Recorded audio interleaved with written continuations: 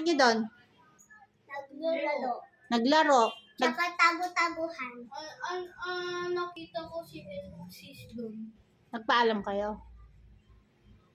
Oh, ba't hindi kayo nagpaalam?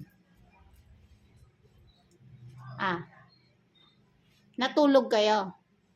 Oh, ba't hindi kayo natulog?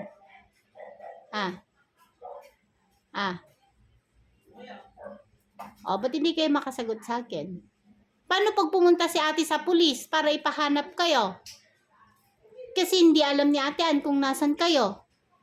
Oh. Paano kung nag-worry ng sobra si mami at daddy?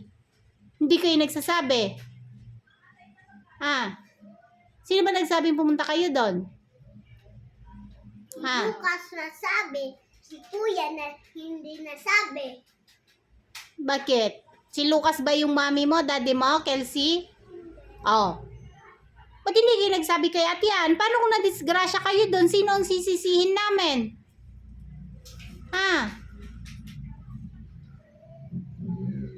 Paano kung may kumuha sa inyo doon? Mukha pa naman kayong mga pulube. Ang itim-itim ninyo.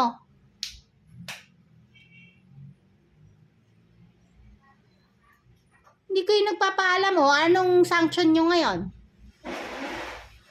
Anong punishment nyo? Anong punishment nyo ngayon?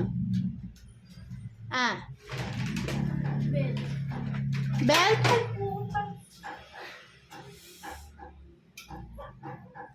Anong belt?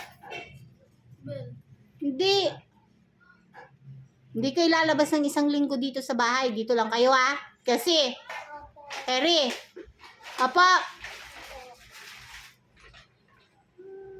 Mag-sorry kayo kay Ate Ann. Sorry. Pinatawad na ba kayo ni Ate Ann? O, hindi pa. Mag-sorry pa kayo. Sorry, ate. Hanggat hindi siya nagsasabing okay na. Sorry, ate. Lobster, pangit. Ano ba yun? Pangit-pangit ka eh. Pangit ka rin. Itim ka din eh. Look. Itim ka dito. Oh, look. Itim ka. Look at yours.